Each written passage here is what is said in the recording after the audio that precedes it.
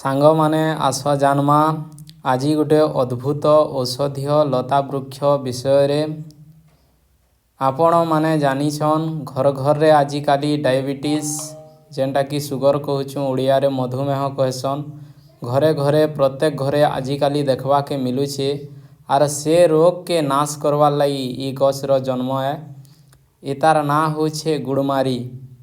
गुड़मारी माने शरीर रो गुड़ के ई मारी देवा माने मीठा अंश के मारी देवा हेथिर लगी तार ना होछे गुड़मारी। मधुनाशिनी भी कहा जैसी ई गछर ना के किछि किछि जगह रे मधुनाशिनी कहसन। आस जानमा ई गछ रो उपकारिता विषय रे इरा पतर जदि छिड़े देव देखबो टिके गुरस बाहरला भलिया दिसी पत्र रे आउ इटा के खाइले किछि कषा लगी थिसी आउ पिता भी लगी थिसी पाटी के स्वाद नहीं लगी थे इतार रस टिके तिक्त आउ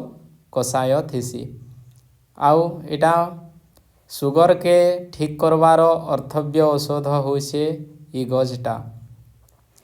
आउ प्रत्येक दिन सकालर खाली पेटे मने रखबे सकालर खाली पेटे 3-3टा बा 4टा पत्र खाइबे आउ तापरे आधा घंटा किछि नहीं खाइबे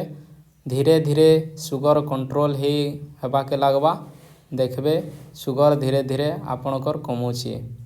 तो गुड़मारी गछ घरे लगौन इटा आमर बारी पटे मुई लगै छे आउ बहुत लोग खाएसन जहा के सुगर होइछे आमर बारी पटी के आसन आरु खाएसन आउ तार संगे जानमा आस आउ किछि अद्भुत गुण विषय रे इटा होछे रुक्षता आउ लघुता माने हल्का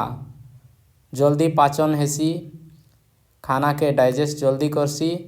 आउ रुक्षता माने शरीर रे रुक्षता उत्पन्न करसी आउ दीपन पाचन भी है भोग लागसी इटा खाइले भोग भी बढ़ासी। गुड़मारी रो गुण आउ बेसी जानबार लगी कैथिर लगी दरकार हेसी जे जानबार लगी मोर संगे जोगाजोग करुन मोर नंबर दिया हिचे इन जोगाजोग करबुन सबु किछि।